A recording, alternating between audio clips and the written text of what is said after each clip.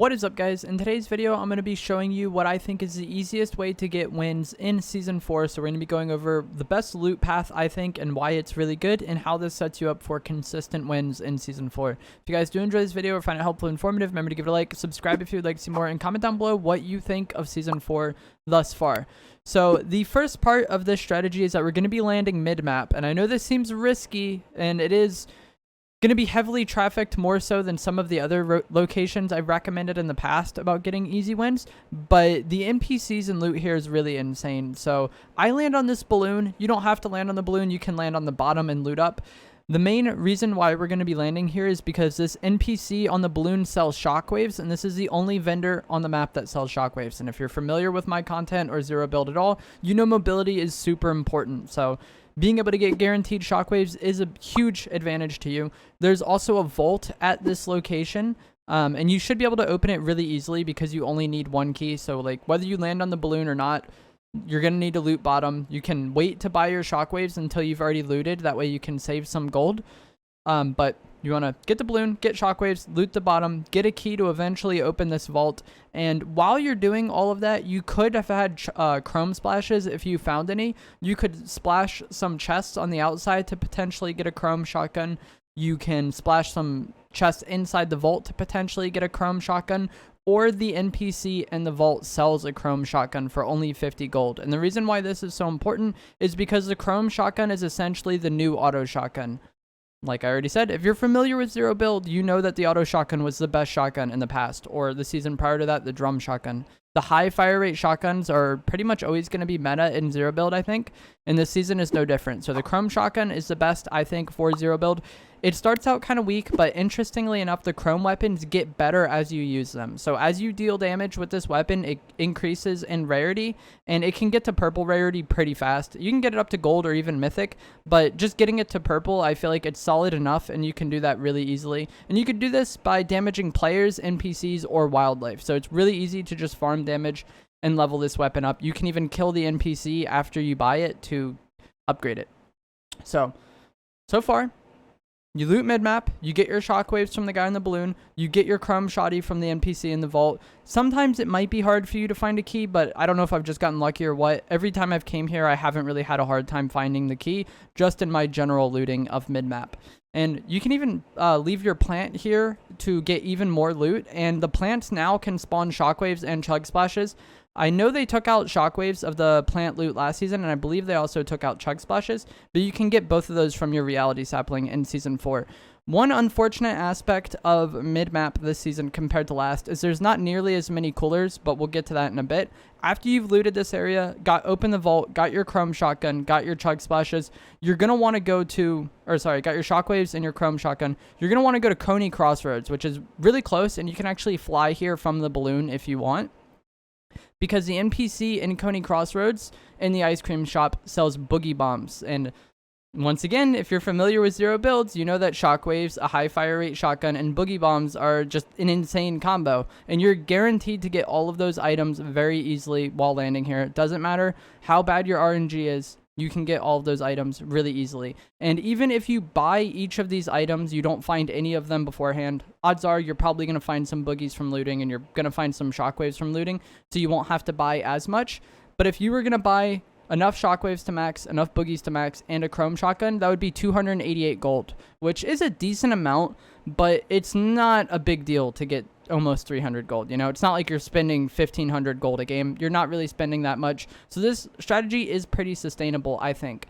Coney Crossroads also has some coolers around it. I said the coolers were removed from mid-map, but the coolers around Coney are still here. So you're going to be able to get chug splashes somewhat easily. They removed 0-point fish, and they removed clomberries. So the only things you can currently get from coolers are chug splashes and floppers. So there's 4 coolers around Coney, and you should be able to get some chug splashes. You might not get to max off that, but from looting the vault, looting mid-map, and those coolers, you should be able to get 6 chug splashes, which I think are the best healing item in Zero Build because you can use them so quickly and just easily. You don't really give up much pressure in a fight. You don't really open yourself up to getting pushed as easily. Just chug splashes have been the best healing item in Zero Build since the game mode has been out. So The rest just comes down to playing the game, and if you're familiar with Zero Build, you know you can like rotate dead side of zone and avoid conflict that way, hide in bushes, whatever, play aggressive. I feel like the act of playing the game isn't too different. This video is mainly just going to focus on like the strategy of where you want to land and how you can just consistently get all of these items that give you a huge advantage in Zero Build.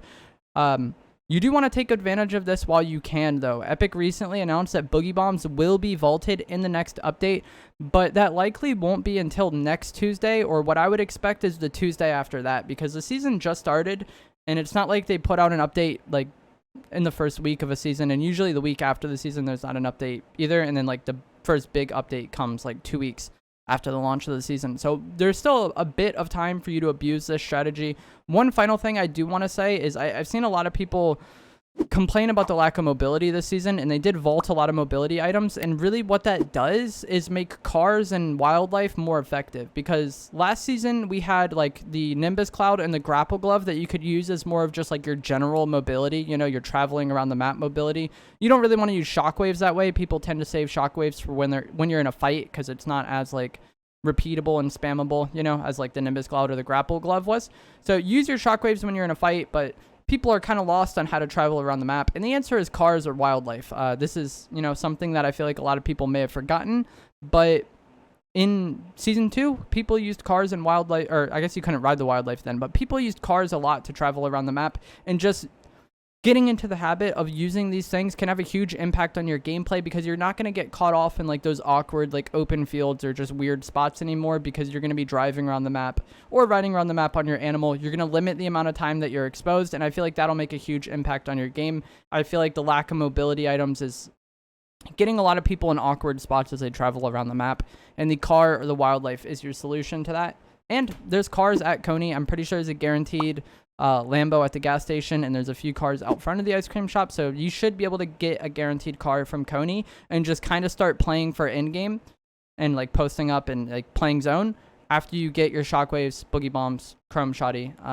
And yeah, I think the strategy makes it really easy to win, and just securing these items consistently gives you a huge advantage in Zero Build in Season 4. So that is going to be it for this video. I hope you guys found it helpful and informative. If you did, remember to give it a like, subscribe if you'd like some more, and let me know in the comments down below what you think of Season 4 so far.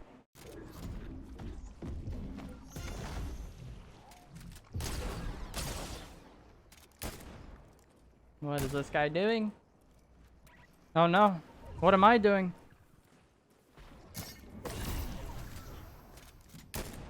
That guy's a genius. Man's identified the best way for him to win that fight, or the easiest way, is just to like be awkward as hell, and then I'll accidentally fall off and go into Storm 2. GG's. We have 4 opponents remaining.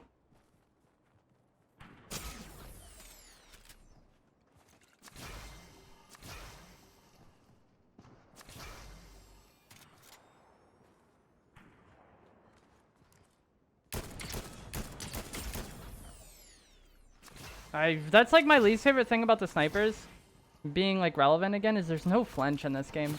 When I've already hit him 3 times with my DMR, I feel like the probability of him sniping me should be like so low.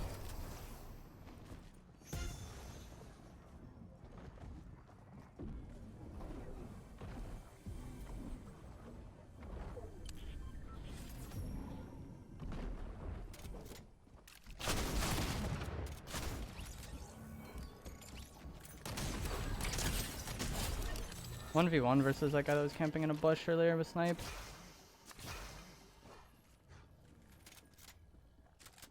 But yeah, if I could change anything about the snipers, it would just be add flinch. That way, if they get shot, they can't just like sit there and tank shots and then still just like one hit you, you know?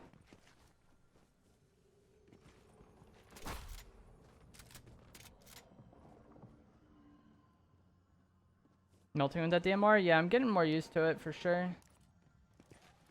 Like yesterday was like the first time I had really used it in quite a while. The hired NPCs revive? Yeah, not in solos though. Imagine if they did it in solos. I feel like it would like low-key work, because people wouldn't know that it's in the thing. Like they would just see the knock and get confused. This like windmill thing has like the biggest hitbox ever, and it's blocking my shots.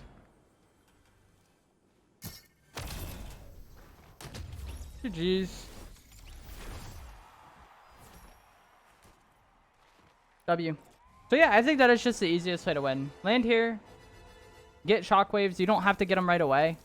If the game won't let me, like... Okay. This is so weird. The game is, like, griefing. But, land here. You can get shockwaves, or you can wait to loot the area and see if you get them and save your gold. Get the chrome shoddy either by using the chrome goo on one of the chests in the vault, or just buying it from the NPC. And then getting boogie bombs as well for the free one. And like once you have shockwaves, boogie bombs, a chrome shoddy, you're probably going to have your choice of AR from looting this area in the vault. It's just so easy to win. And you'll have a lot of heals from the vault as well. Like the boogie bombs are just broken.